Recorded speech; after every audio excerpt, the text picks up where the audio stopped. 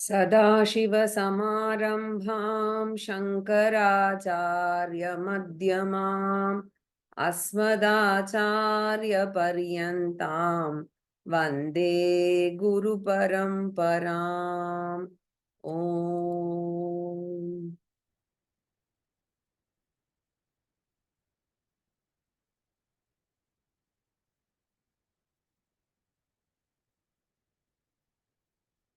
परं वरिष्ठं ब्रह्मिष्ठं परमानन्दरूपिणं परमार्थानन्दयतिं सद्गुरुं प्रणतोऽस्म्यहम्।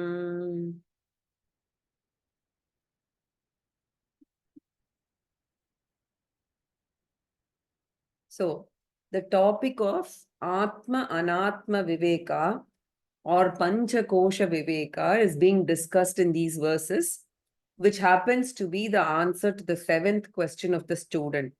So, in Panchakosha Viveka, each kosha has been defined and each kosha has been pointed out as Anatma, meaning it is something other than me. So, anatma means it cannot be included in the meaning of the word I, the Atma. Anatma means other than the Atma, other than the self.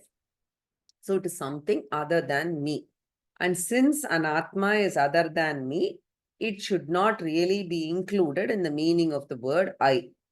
That means I should exclude all these 5 koshas.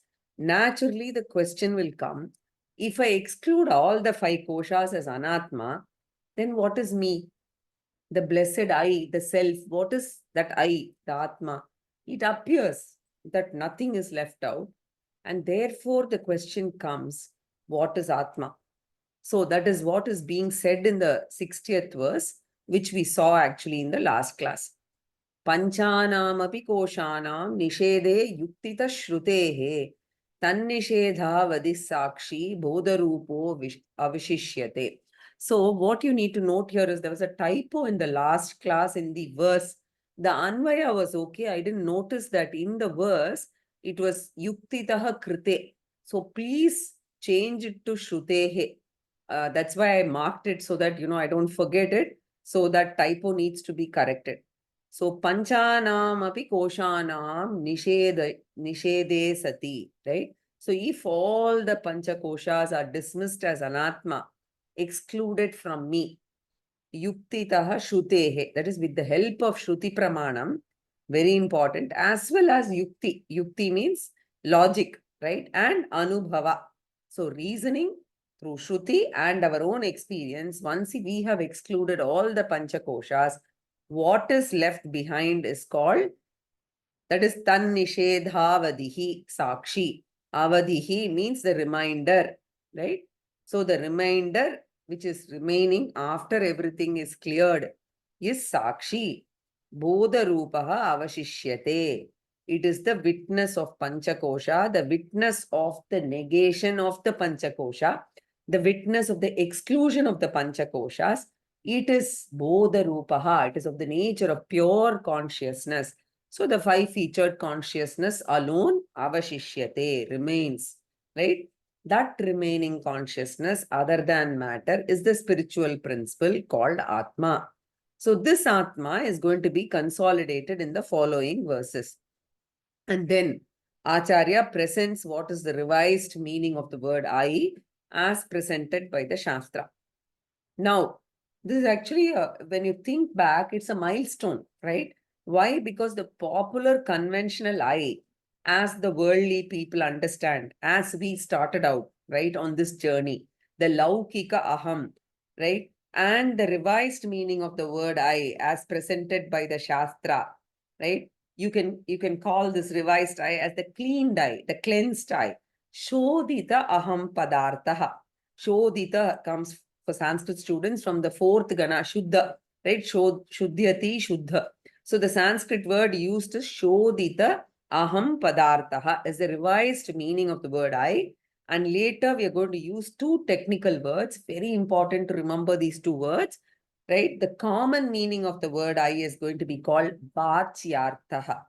And the revised meaning of the word I is going to be called Lakshyarthaha. See, when you start out on this Vedantic journey, all these words seem as jargons, right?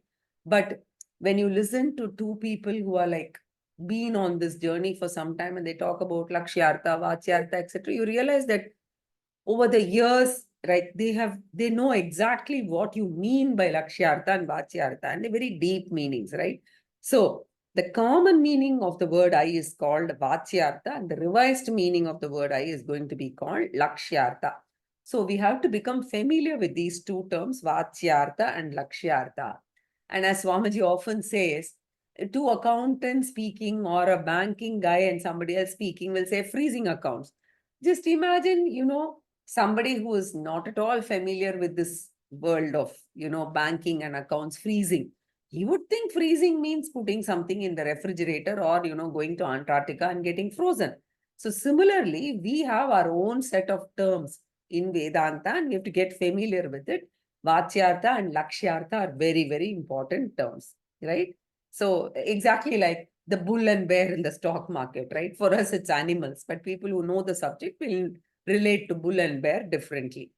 So therefore, now Shankaracharya is consolidating the revised style, the Lakshyartha, the Shodhita Aham Padartha in the following 5 verses, 61 to 65, right? So Aham Pada Lakshyartha, revised meaning of the word I, and very important for further development, okay? So we will proceed to verse 61 now. Yoyamatma swayam jyotihi योऽयमात्मा स्वयं ज्योतिः panchakosha vilakshanaha पञ्चकोशविलक्षणः avasthatraya sakshi san अवस्थात्रयसाक्षी सन् nirvikaro niranjanaha निर्विकारो निरञ्जनः sadanandas savigneyaha सदानन्दः स विज्ञेयः स्वात्मत्वेन विपश्चिता स्वात्मत्वेन विपश्चिता Yaha ayam atma. The word yaha should be connected with the previous shloka. Second line, the reminder, yaha avashishyate, the one that is remaining. So that which remains after the negation of the panchakosha, that ayam atma, right? Saha, that is yaha bodha rupa avashishyate, saha. That reminder consciousness is atma, which is the real self, the real I, the revised I. And what is the nature of the revised I that is being described here? Okay. So, Swayam Jyotihi. Ayam Atma Swayam Jyotihi. It is the consciousness principle which is self-evident, which need not be revealed, right? By operating any instrument of knowledge, by operating any pramana. Even sensory operation is not required to reveal the self-evident consciousness. So consciousness is called Swayam Jyotihi. Everything else is revealed by consciousness. Therefore, they are all called Prameyam. That which is revealed by consciousness is called Prameyam. Consciousness itself is not revealed by consciousness through a process because it is self-revealed, ever revealed. Therefore, it is called Swayam Jyotihi. Swayam Prakashaha, Aprameyaha. Very, very profound concept, right? So, Swayam Jyoti means self-evident or self-revealing. So, that is the nature of consciousness. Then, Pancha Kosha Vilakshanaha. So, those of you who have studied Tattva Bodha and have imbibed, by now would have started seeing the similarity between the definition that we see there and here. It's literally the same. We'll come to that soon. Panchakosha Vilakshanaha, it is distinct from Panchakoshas, right? As I mentioned, in the 5 features, consciousness is an independently existent spiritual principle, independent of the Panchakoshas. So it is not an attribute of the Panchakoshas. Avasthatraya Sakshi San, and it is Sakshi, the witness, right? It is the knower, the experiencer, the revealer, right? So it reveals everything not by a process, but it's mere presence. Sanditya matrena, right? So changeless revealer of everything. It is called Sakshi. So it is the Sakshi of Avastatrayam. Very important concept. Avastatraya Sakshi. In fact, each one of us in our journey is able to relate to either Shariratraya Vilakshana or Avastatraya Sakshi or Panchakosha Vilakshana, whatever, one method or the other, right? So in Mandukya Karika, it is presented from this angle, Avastatraya Sakshi angle. That means even in the deep sleep, where every instrument of knowledge is resolved in the deep sleep, Pratyaksha, Anumana, Upamana, Arthapatti, all the pramanams are folded, right? In Sushupti Avastha. Even when the revealing instruments are folded, the consciousness continues to be self-revealing. That is why you're able to get up and say, I slept very well, I was ignorant of everything, I was blissful, etc. Right? So it reveals the absence of the pramanas in Sushupti Avastha. Therefore, Avastatraya Sakshi, the witness, the revealer of the three states of experiences, right? Waking, dream, and sleep. So, sun being so, San nirvikaraha, being so, it doesn't undergo any change. All the other pramanams get tired. Our eyes get tired, our mind gets tired, it starts sagging, right? So, consciousness is nirvikaraha, reveals changelessly, right? Niranjanaha, it is blotless, blemishless, pure, just as light pervading the, even if our hand is dirty and it pervades it, it's still, the light itself is not contaminated by the impurities of the hand. It is uncontaminable, right? So even though it is in contact with everything. So that is called Niranjanaha, transcendental. Then Sadanandaha, very important. Anandaha is introduced here now. We saw it earlier in the context of discussing Anandamaya Kosha.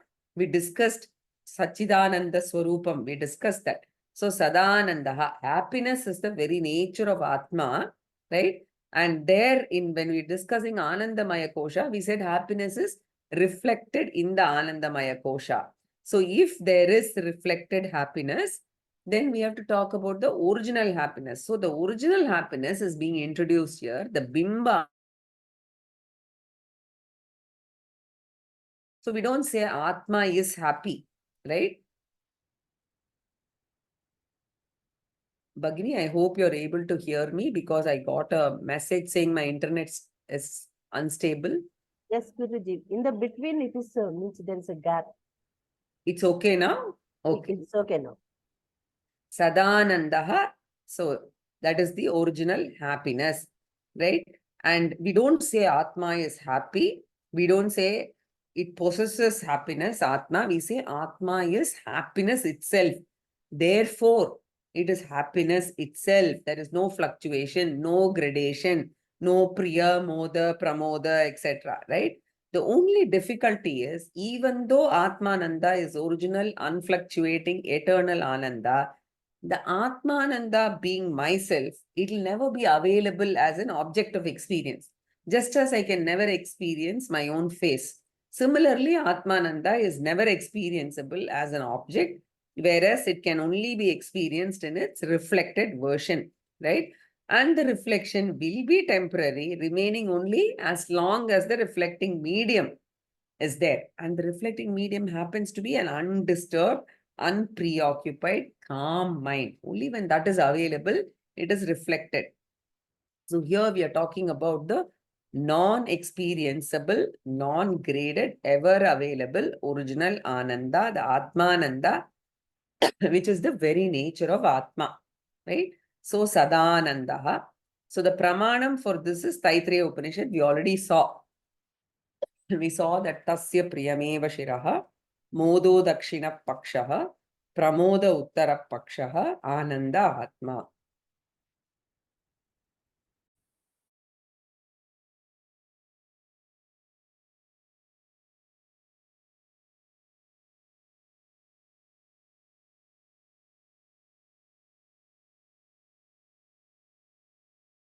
Sorry.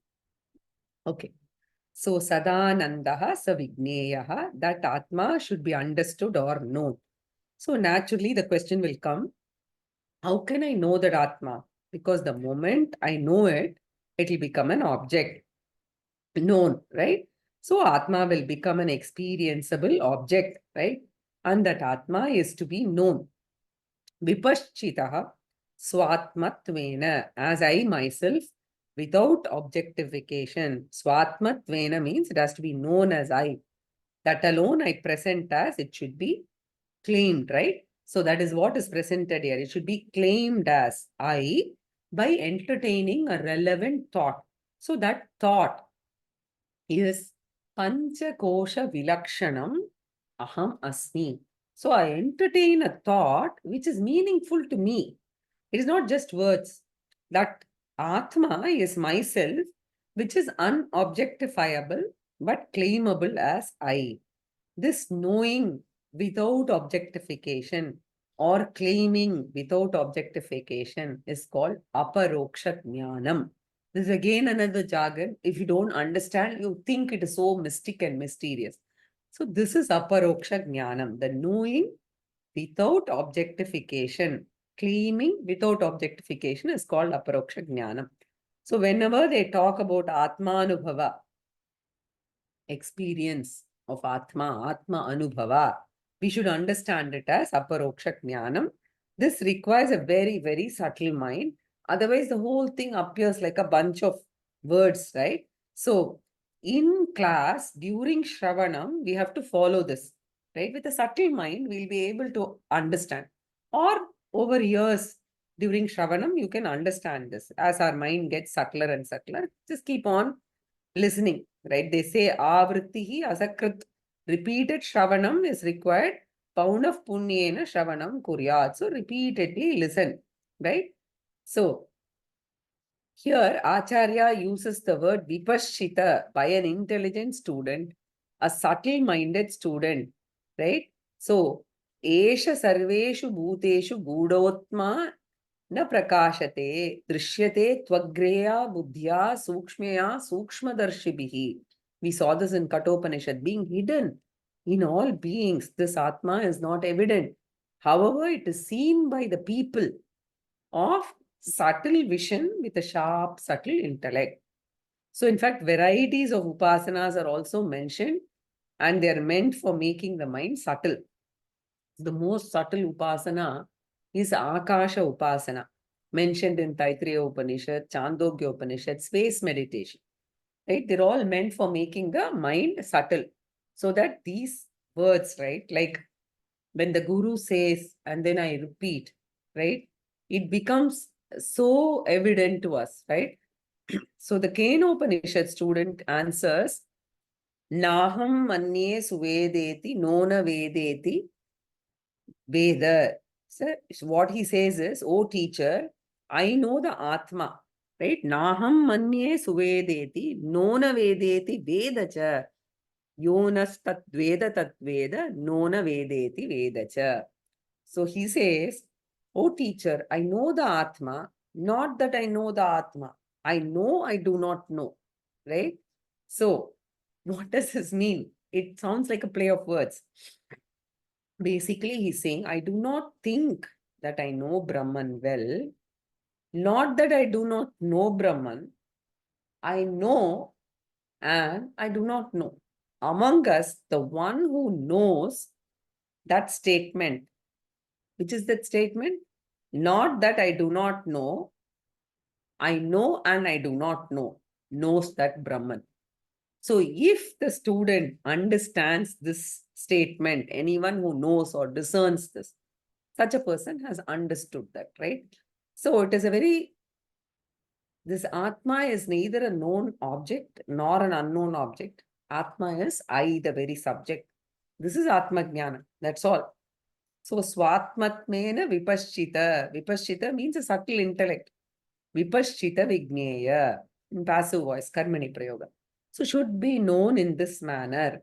This I is called the revised I. Shodita aham padartaha, aham pada lakshyartaha. This revised I. And a Vedantic student who has attended the class and has come this far understands that there is a Vachyartha, which all the Laukika people know, the common people, and there is a Lakshyartha, which we have tried to understand. And if the Shravanam has gone on perfectly, at least we are clear about this, right? Practicing doing Nididhyasanam, etc. is next stage, right? At least we understand the difference between Vachyartha and Lakshyartha of the word I. And here the student who's listening to this message for the first time is not able to get the message. He feels Vedanta is a bunch of words which do not seem to make any sense. He thinks the class is wonderful, but if at the end of the class, if the guru asks, what did I say? Most often the students will say, I don't know. They can't even recollect for the first few years, right? So it will make sense, especially in this Panchakosha, the journey, Annamaya Kosha, Pranamaya Kosha, beautiful because they all match with science and we can enjoy the entire journey. As we go into Vijnanamaya Kosha and then Anandamaya Kosha, the Karana Shariram, and then dismiss all of them and then come to consciousness and claim I'm consciousness, suddenly the student will start feeling, okay, I'm getting the words. I seem to be getting the meaning, but I don't seem to be getting the meaning, right? So you have to continue in this journey and then the confusion goes. So here the Shishya is confused, bewildered. So he poses a question, a very important but natural extension question, right? So, yoyam atma swayam jyotihi panchakosha vilakshanaha avastatraya sakshi san nirvikaro niranjanaha sadanandasya vigneyaha swatmatvena vipashchita. This is what the Acharya has said. And this is exactly what we saw in Tattva Bodha as a definition of Atma. Just so that you might all relate to it. I just thought I will add the slide here. You can reflect on this, go back and check in Tattva Bodha also. Then, as an extension, as I said, the student is asking a question. Mityatvena nishiddheshu मिथ्यात्वेन निषिद्धेषु kosheshveteshu panchasu कोशेष्वेतेषु पञ्चसु sarvabhavam vina kinchit सर्वाभावं विना किञ्चित् na pashyamyatra he guru. न पश्यात्म्यत्र हे गुरो Vigneyam kimu vastvasti विज्ञेयं किमु वस्त्वस्ति swatmanama स्वात्मनात्मविपश्चिता. स्वात्मनात्मविपश्चिता.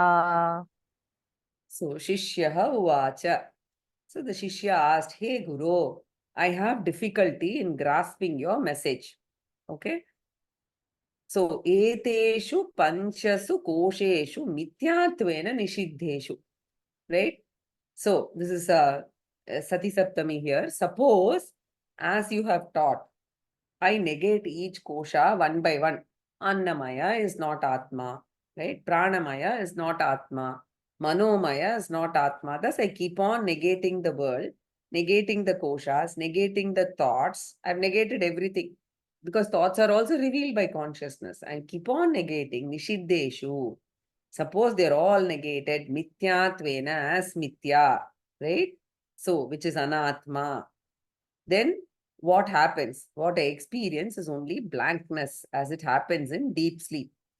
So this will be the experience if a person practices this anatma negation in meditation also. Anatma naturally gets negated. In meditation, I deliberately, basically in sleep, anatma gets naturally negated. In meditation, we negate it deliberately, right? So my experience also is what? Once I have stopped all the thoughts, everything, I experience blankness.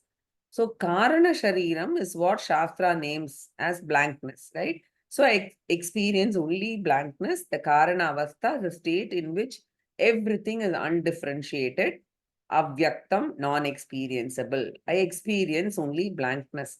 And since blankness alone is left behind, hey Guru, do you mean to say that blankness is the Atma? You say whatever is the remainder is the Atma. I see the remainder as blankness. I do not experience anything else. This is the problem of many meditators who do not study the Shastra. very important to note that if they have not studied the Shastra and they are meditating, I know of a lot of people who talk to me and so elaborately about meditation, and they all talk about this, like stopping thoughts.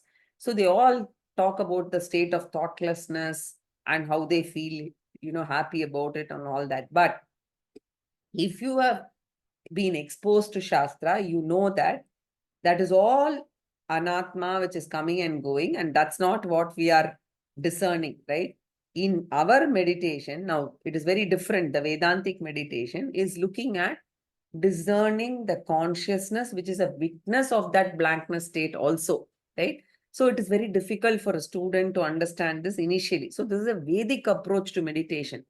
And that is why in the Shastra, you cannot teach Vedantic meditation to a beginner. Only after so many years, like of Upanishadic studies, etc., you are able to understand and imbibe or assimilate the real meaning or the lakshyartha, and only then can you be taught Vedantic meditation. Till then, you can do Saguna Brahma Rupa Upasana, like Shiva Manasa Puja, etc. Right? And in the 6th chapter of the Bhagavad Gita, when we look at Saguna Brahma Upasana, think of Krishna, we can pray, etc. So all that Shucho Deshe Pratishtapya, all of them are Saguna Rupa meditation. We must remember that, the 6th chapter of the Bhagavad Gita also. So the Vedic approach, right, in Brihadaranyaka Upanishad, it clearly says, Shrotavyaha, Mantavyaha, Nididhyasitavyaha. Several years of study should be there before meditation. Never attempt Atma Dhyanam or Vedantic meditation before that, right? So otherwise, what is now the Shishya referring to? He experiences what? Sarva abhavam vina kinchid atra na pashyami he guru. I experience only the absence of everything, including thoughts, which is blankness. Kinchid atra na pashyami. I do not experience anything. Right? Some people may get some mystic experiences. Some people say they hear Om, Shabda, etc. All of these. Some people say they see lights, colors, smell, right? Many people conclude that that is Atma. They forget that all of these are objects of experience, right? It is a mysterious experience, presenting a mysterious anatma, appearing and disappearing. That is also an object which appeared during meditation and disappeared thereafter. So that is not Atma. Atma will never appear, present itself in front of me, because I am that Atma. So this must be very, very clear. And all meditators must note this. Atra, in this Panchakosha Viveka exercise, kinchit na pashyami. I do not see anything. Hey Guru, help me out. Vigneyam vastu kimu asti. You say the reminder has to be known. It has to be known, yes. What is there to be known? Therefore, swa atmanatma vipaschita. That is almost like paraphrasing the Guru's words, right? So, swatmatvena vipaschita was there, right? So, he's paraphrasing it, right? And saying, swa atman atma vipaschita. So, what is there to be known as I, the self? It's not a question, it's like he says there is nothing to be known, right? Is that correct? He's trying to validate, right? So, it's almost like the Shunyavada Buddhism, right? Where there's emptiness. So this is the desperate, sincere question of a serious seeker. If he's not a serious seeker, he will not be bothered. For him, Vedanta will be a hobby or passion. So many people go to class. It's fashionable to say, I attend Gita class, so just go and come, right? But here is a student who is a serious student, and this question will loom large. And now the teacher is going to give the answer, right? So, mityatvena nishiddeshu kosheshveteshu panchasu sarvabhavam vina kinchit na pashyamyatra he guru vigneyam kimu vastvasti swatmanatma vipaschita. Right? So, now the guru is going to answer. So, we're going to take verses 63 and 64 together.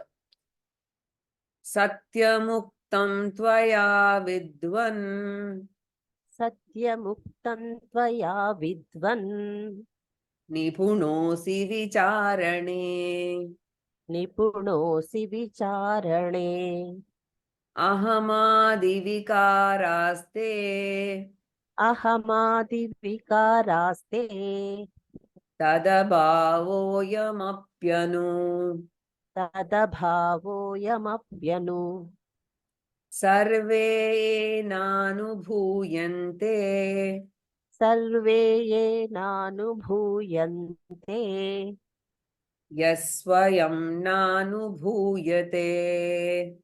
यस्वयन्नानुभूयते Tamatmanam veditaram तमात्मानं वेदितारम् viddhi buddhya susukshmaya. विद्धि बुद्ध्या सुसूक्ष्मया. So, Shri Guru Vacha, right? So, we have to read these two verses together because grammatically it is referring to one concept. Okay? So, the Anvaya is also done for both together. Hey Vidwan. The Guru is appreciating the sincerity of the student and he says, oh intelligent student, oh discerning student, right? So, it is Sambodhana here, Vidwan. Tvaya Uktam Satyam, the truth has been stated by you. And once every anatma is negated, there is nothing to be known. Because if there is something to be known, that something again will be a known thing, which will be therefore, right, another anatma only. Anything known is different from the knower, the atma. Therefore, there is nothing to be known. You are right. So, vicharane nipunaha asi. You are an expert in self-inquiry, right? So, in this subtle inquiry.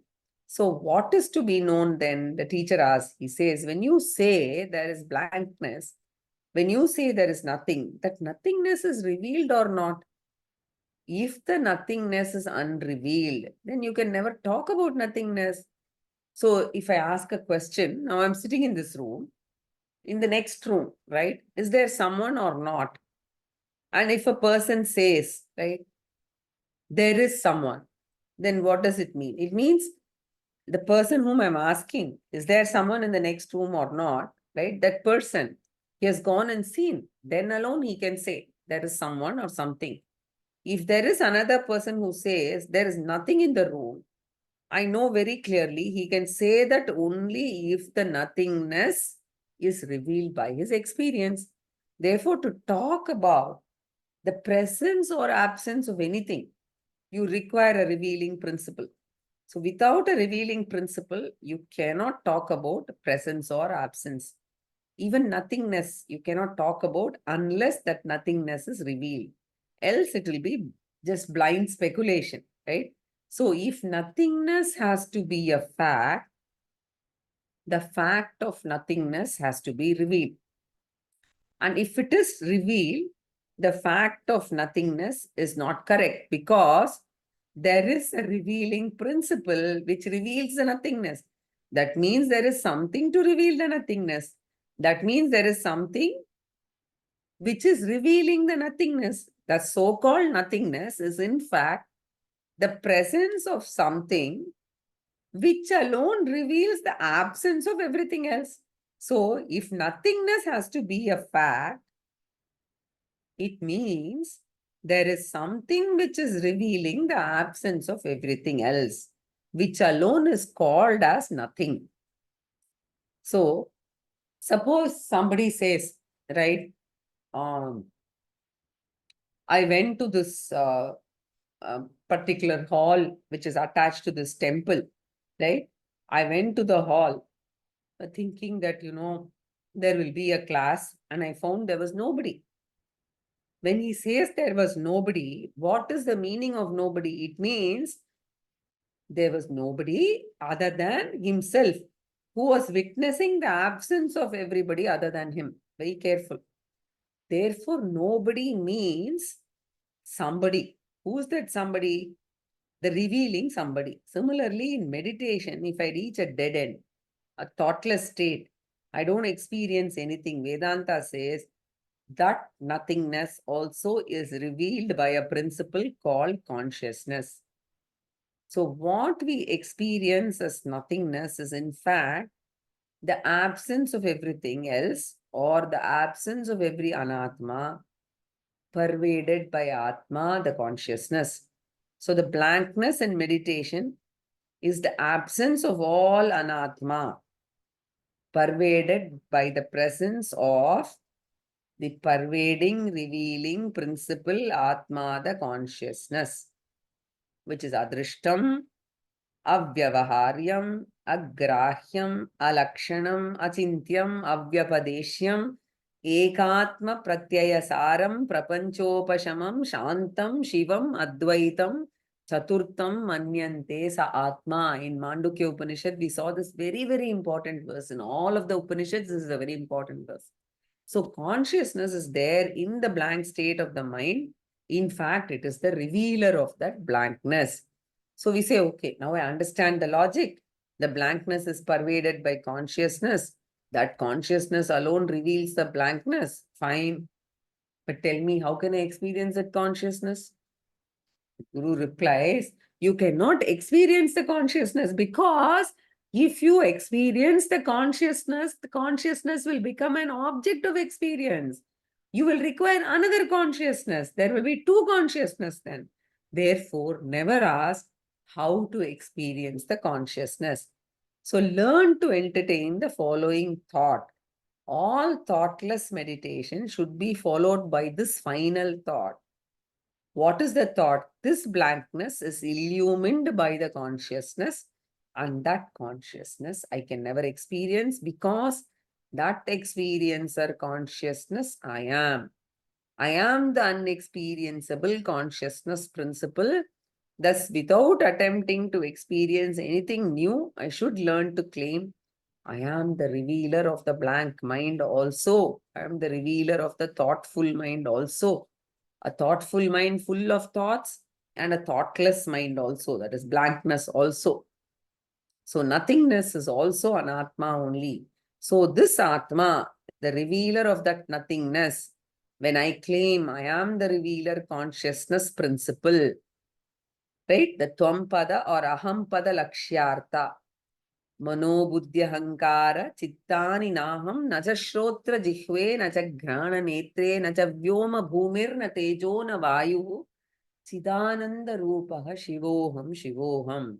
So in our Vedantic meditation, come what may, do what you want. It is so beautiful that you can never end, begin, end, middle, wherever, without manobuddhya hankara chittani naham. And of course, the famous Upanishad mantra, Mayyeva sakalam jatam, Mayi sarvam pratishtitam. So, these thoughts have to, the Brahma Bhava thoughts have to be soaked in the mind, right?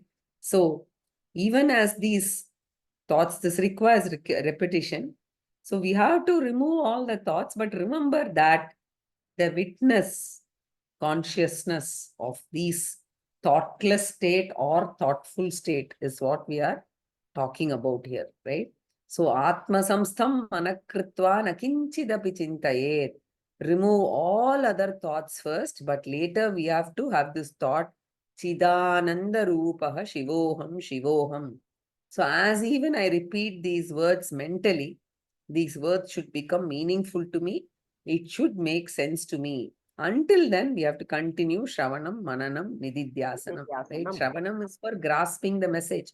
Right? So, therefore, the teacher says, Sarve ena anubhuyante. Right? Yaha swayam na anubhuyate.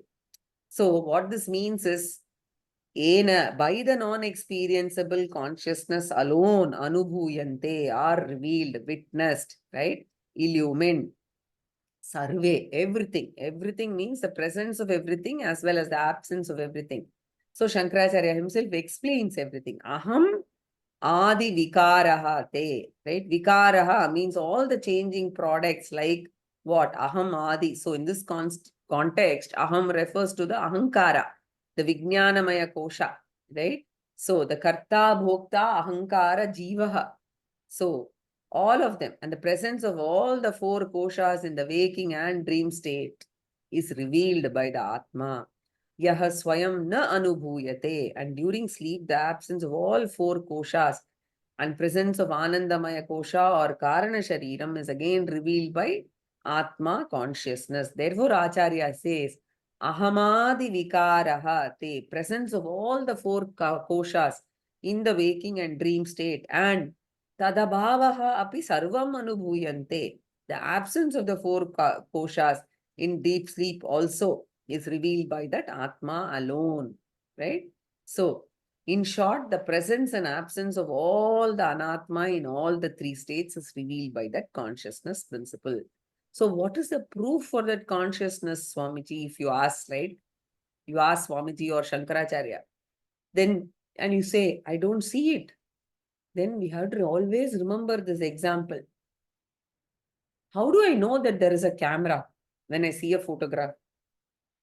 The camera doesn't require the separate proof. The picture itself is a proof of the camera, right? So, this is the nearest example that you can use, right? So, similarly, the non-experienceable, all-revealing consciousness, because of which alone all experiences are possible, doesn't require a special experience to prove it. Thus, every experience is a proof of I, the consciousness. Tadabhavaha api sarve anubhuyante. The absence of the four koshas, the presence or absence of the anatma is experienced, right?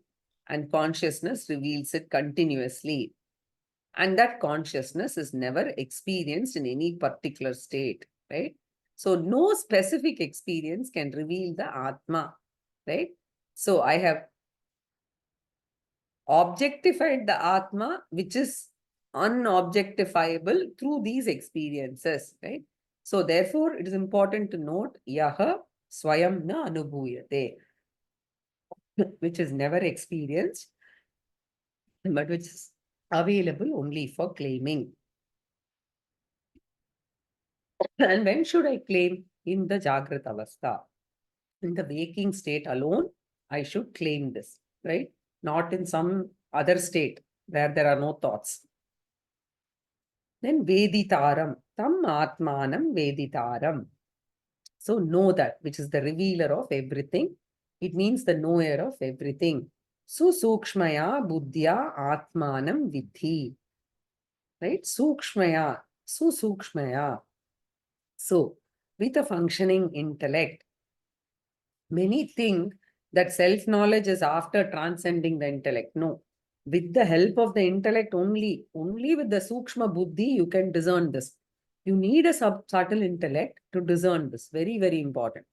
I am the ever-available five-featured consciousness is discerned only through the intellect. You cannot transcend the intellect and then, have an experience of the self. Very important. So, Satyamuktam Tvaya Vidvan Nipunosi Vicharane Ahamadi Vikaraste Tadabhavo Yamapyanu Sarve Enanu Bhuyante Yaswayam Nanu Bhuyate Tamatmanam Veditaram Vidhi Buddhya Susukshmaya. Now, at this stage, before proceeding further, we need to take stock of what we've done. So the Acharya has answered all the 7 questions raised by the student. Okay. So with verse 60, it is over. So we will now see briefly how the whole presentation happened so that we understand we've come this far. So the 7 questions were presented in verse 25, right? So the first question, Ko nama bandhaha, what is the bondage? The answer was what? Deha Atma Bhavana, mistaking the body as myself is bondage. In simple English, self-misconception is bondage. There is an answer to the first question. The second question, Katam Esha Agataha, how does this bondage come? Atma Ajnana, self-ignorance is the cause of bondage because self-ignorance leads to self-misconception. So self-ignorance is the cause of bondage is the answer to the second question. The third question, Katam Pratishtha. How does this bondage persist in a living being?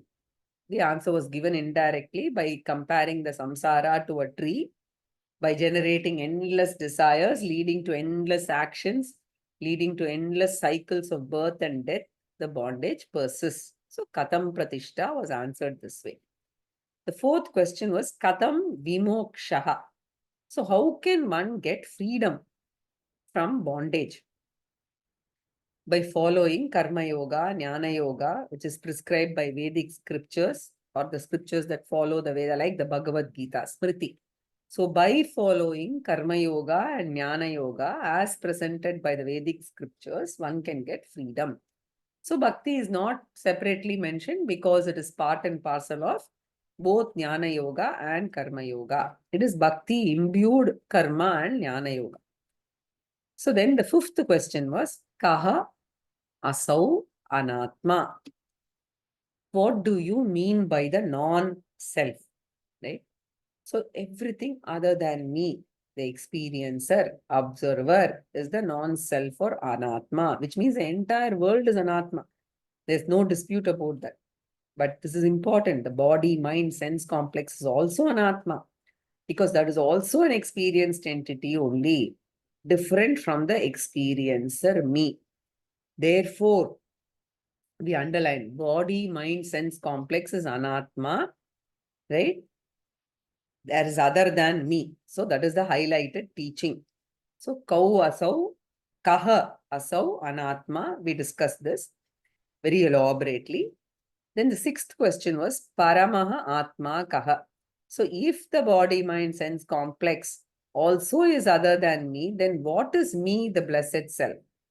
So the answer is the experiencer, the witness consciousness principle, the eternal all-pervading consciousness principle is the Atma.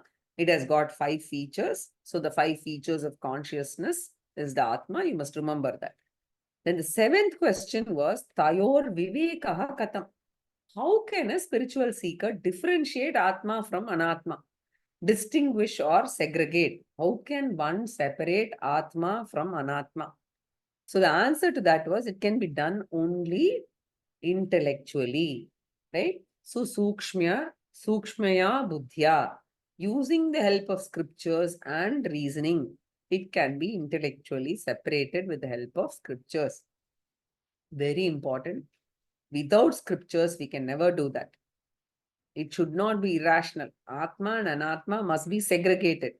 Then one claims the body, I am not. Mind, I am not, etc. So to put in a technical language, I am not the Shariratrayam.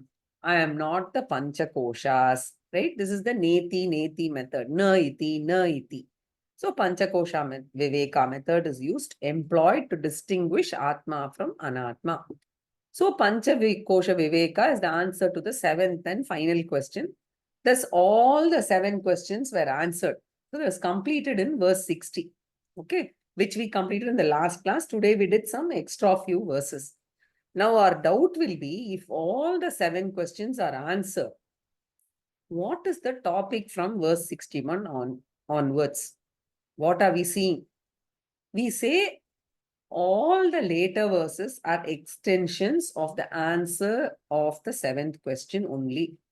Explanation or expansion of the answer to the 7th question. This expansion is the most important teaching of Advaita Vedanta, technically called Mahavakya Vichara, the central theme of Vedanta, right? So from 61 onwards, we are now getting into this extended answer to the 7th question. You must remember this, because after this, I will drop this slide, because we've now reached the end of the question, right? Questions. So we are going to continue on the 7th question's answer. This extension teaching has got 3 stages. Very interesting. The first stage is arriving at the real meaning of the word I. Real meaning is what? Lakshyartha. Understanding the revised I. Because after Panchakosha Viveka, we should know that there are 2 I's. One is the common I, which includes the body, mind, sense complex. And after Panchakosha Viveka, the revised I doesn't include the body, mind, sense complex. So the body is excluded, the mind is excluded, intellect is excluded, thoughts are excluded. So pure consciousness is the real I, and this real I, which is the consciousness, which excludes the Shariratrayam and Panchakosha, is technically known as Shodhita Aham Padarthaha or Lakshyartha, the purified I, free from any form of adulteration, right? We have removed all the adulterating entities, right? Otherwise called the ahampada vachyartha, and then we have arrived at the purified I, which is ahampada lakshyartha. So therefore, the first level of the extended teaching is understanding the real I, the revised I as pure consciousness. And this pure consciousness is the real nature of not only me, but of every living being, every human being. So the essential nature, the real nature is pure consciousness. And that is what we are seeing now, the real nature of the individual. In verse 63 and 64, he said the non-experienceable consciousness is the experiencer of everything experienceable. And therefore, we should never attempt to experience the Atma. So working for Atma experience is the biggest blunder. And the aim of Shastra is, to help us experience within double quotes the Atma. That is, Shastra helps me claim I am the Atma, ever the experiencer, never the experience. So the famous Kenopanishad mantra says, Anyadeva tad viditat atho aviditadati iti shushruma purvesham yenastad vyachachakshire. Right? So that Brahman is indeed different from the known and is different from the unknown. So this is the first extension for the seventh question, which is the Lakshyartha part, which we have seen so far. That is extension number 1. So extension of answer to seventh question, right? So 60th verse we completed. Extension number 1 is going on from verses 61 to 65, pointing out that the essential nature of every individual is the consciousness principle. Now the second extension will go on from verse number 66 to 73. 8 verses, very, very profound, right? Here the Upanishad is going to talk about the essential nature of the universe. So until now, we talked about the micro, the essential nature of the individual living being, right? Or the vyashti. Now we are going to discuss from 66 to 73, the macro, the samashti, the changeless essential nature of the entire cosmos, the prapancha, which includes all the living beings other than me, the non-living things, the galaxies, including time and space, the infinite cosmos, the truth behind the cosmos, the essential nature of the cosmos, the macro is Brahman. So 61 to 65, Atma is essence of every individual. 66 to 73, Brahman is the universal self, the essence of the entire cosmos. Then in the third extension, we will say that universal self, the essence of macro, and the individual self, the essence of micro, both are one indivisible principle, right? So that we are going to say in the third level. So first level, Vyashti, individual self. Second level, Samashti, universal self. Third level, the oneness of the individual self and the universal self is talked about. So in Sanskritam, first level is Atma, second level is Brahman, third level is Atma Brahma Aikyam. And in the Upanishad, there are several statements which give the Aikyam, which statements are called Mahavakyam, and there are several Mahavakyams, right? So this is going to be the development. And again, this verse 65 is quite involved, right? So any case, I think it is better for us to stop at this logical point. It has been God sent, and I think Shastra has blessed us. So it comes at a very, very right point. Now, when we are going to do verse 65 onwards, you can see the similarity between verses 34 to 38 and the next few verses. So when you have time over the next few weeks, do go through verses 34 to 38 and then compare. Then when we come back and when we do the 65 onwards verse, you'll see the similarities, right? So what we'll do is we'll stop here. Purnamadah Purnamidam Purnat Purnamudachyate Purnasya Purnamadaya Purnamevavashishyate. Om Shanti Shanti Shanti.